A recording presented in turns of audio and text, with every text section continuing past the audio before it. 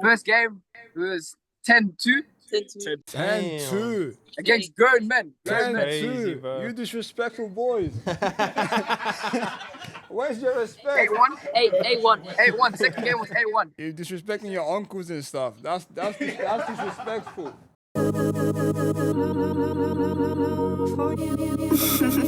DC Beats.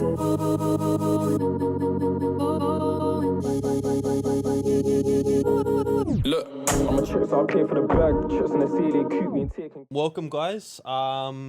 So we heard about your story, and it's a crazy story, honestly. So what, like a 17-year-old guy just starting to take over, start coaching the World 11.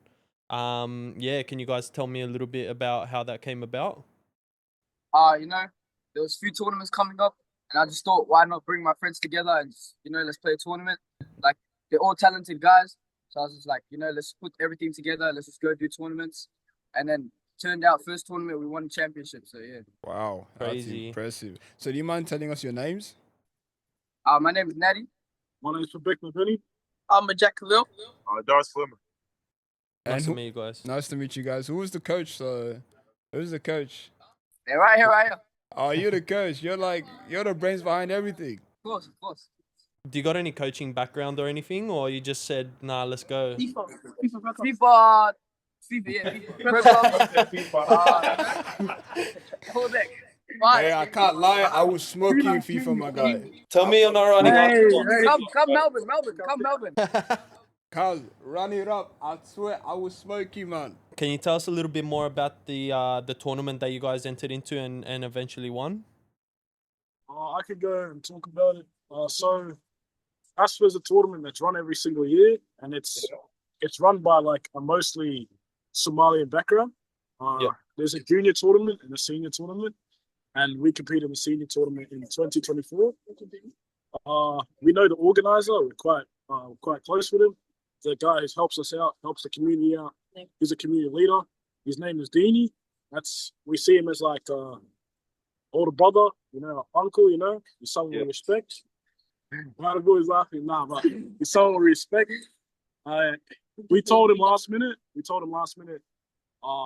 want to bring in a team into ASFA because we competed last year under different teams and different names.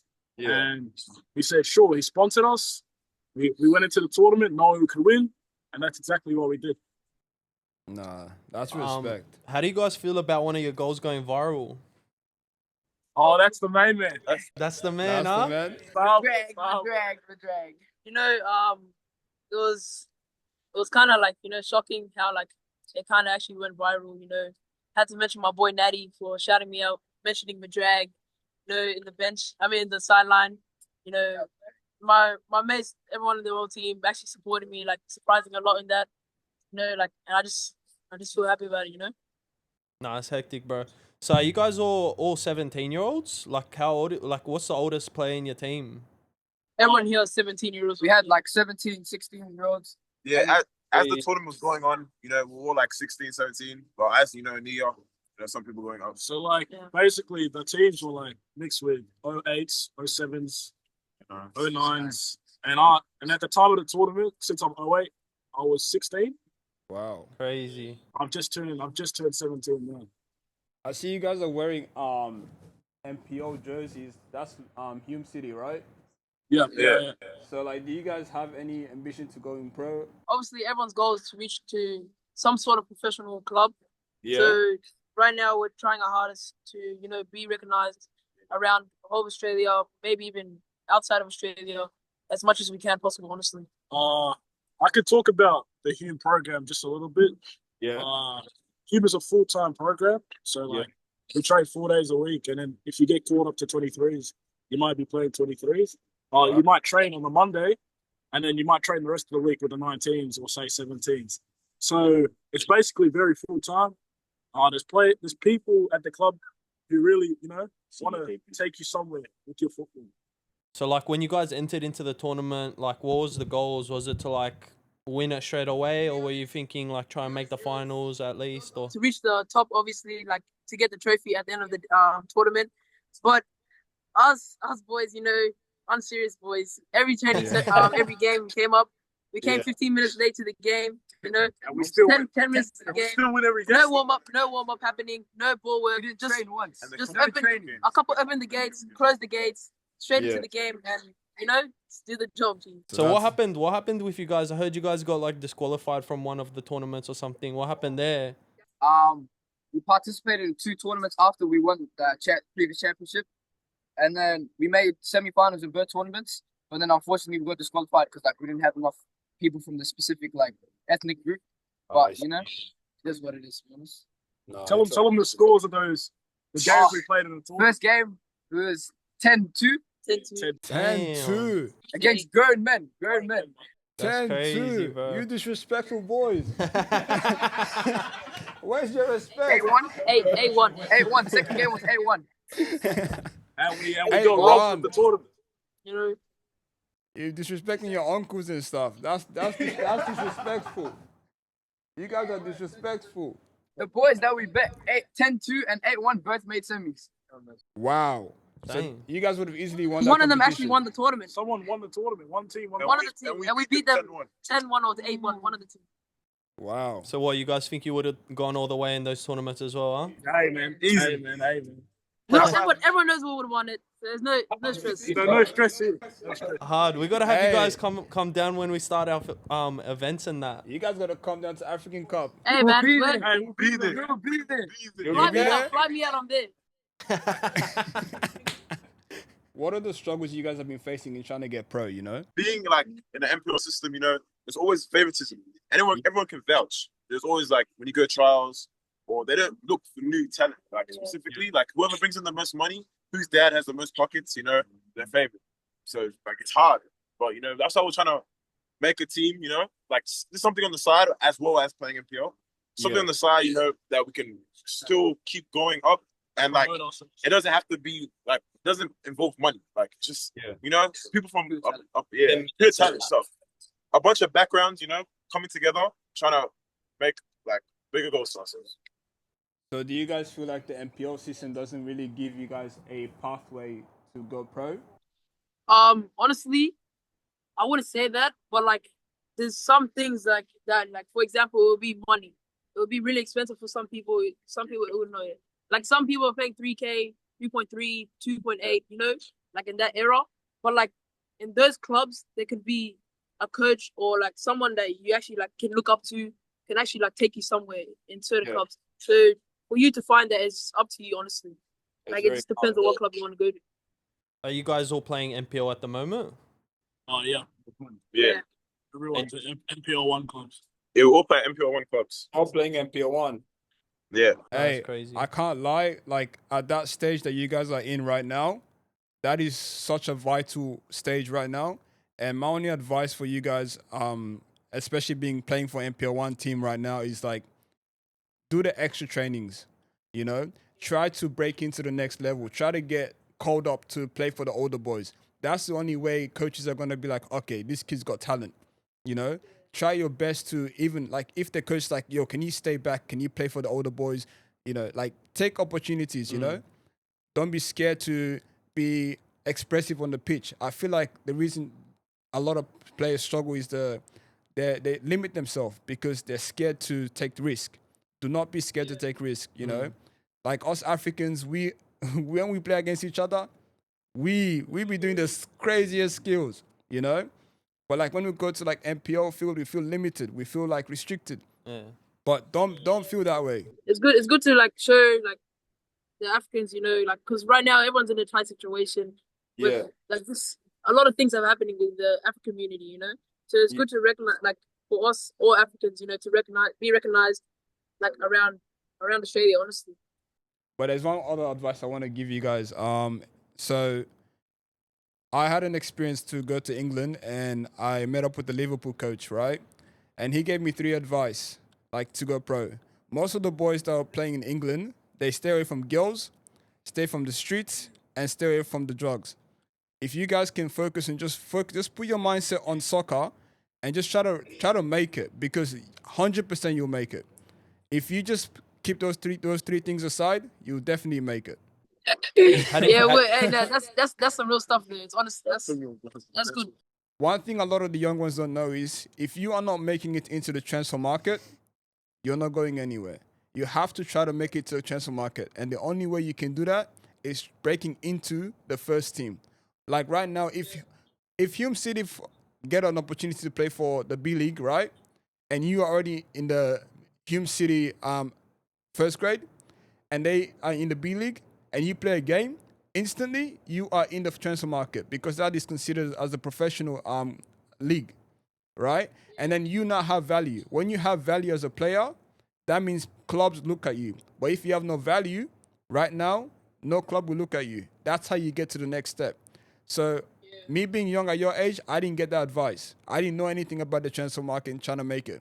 So my advice to you is be hungry, be disciplined, and be very focused. And then hopefully there will be someone out there that will see your talent and they will promote you to the professional league.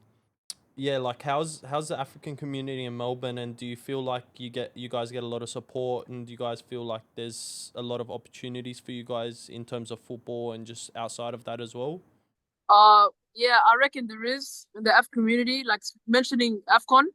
So AFCON is gone. Like we had 2 AFCONs actually this year. Yeah. So it was actually good that to expose like all like bringing every African like nation all together. You know, having some fun, just bringing everyone together. It's the community is good, honestly. Like it's really, as you can see, some of the videos, some are like something so passion, everything like celebrations, everything just coming all one day. So with the Melbourne AFCON, is there like an age group for you guys to play? Or do you have to play upper age? AFCON's all ages. It's all ages, and we're young boys, and we still. Last year we played under Madagascar for another young African team called YTS, which is like, I basically can say we're a team together, but we're not at the same time. There's YTS and YTS, and we did pretty well for our first ever AFCON as a group. We never trained together. We just kick ball, We just sit with old mates. It's vibes. Kick ball, do our thing. Just play. As you said before, it's all mental. It is. Doesn't matter what you're doing. Just play for the sport you love, How do you feel playing against the men's in the African Cup? It's hard. To be honest, some games could be hard, some games could be easy, but the thing with playing against older people is I've realized that they feel ashamed if they do like bad lose to kids. So they try to take us out. They do the hardest. This and that, they try their hardest, because it's embarrassing to lose to kids. But the thing is, like, I remember at your age, I would love to play against the older men. 100%. The reason why, because I want to embarrass these uncles. Yeah, I'm that's telling it. you. But like, obviously, Africa. They talk crap all game, and then you want to show. You want to show. But the thing is, when those uncles get you, man, they really get you. Yeah. They really get you. They really get you. Nah, but lots of respect. Hey, if you guys are like, how old are you guys? Like still 17, right? Yeah. Everyone's 17 years. I might start doing some scouting for my boys. Only one way we can show them. Hey. Only one way. If we're good enough. Set it up, man. Set it up. Set it up. You know what we did. Or we have your details. If anything, Sydney are scared. Hey guys, Sydney is scared. They're not ready for Melbourne. Word. They're not ready for Melbourne football. We play a different type of football. Hey, you know what? we'll see. Vic's the real football.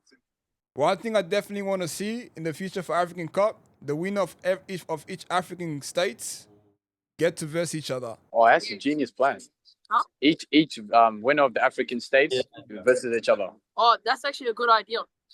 Yeah. I think that used to happen back in the day where like. But it used to be the South Sudanese Yeah, tournament. like say there'd be like South Sudan, Melbourne, Queensland, Yeah. Sydney.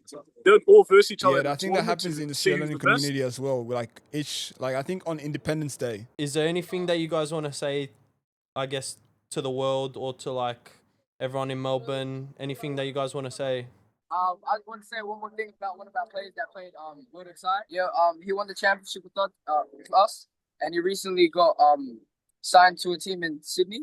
Yeah. Newcastle. Yeah. Newcastle Jets. Plays with Newcastle now. I think under 21s or under 23s. What's his name? Alu, his brother recently debuted for Newcastle. Wow, that's really impressive. Garangaroo.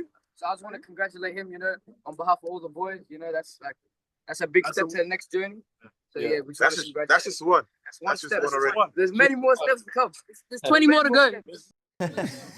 That's it, boys. Hey, your limit is really just however far you want to take it. That's like a great example for you guys that there's opportunities there. Yeah. I like to say that, keep pushing, Yeah, that's what I like to say. Yep. 2025, this is our growth year. We have a lot of things to achieve this year with our Word Side. Big things. Yeah, 2025 is our year, bro.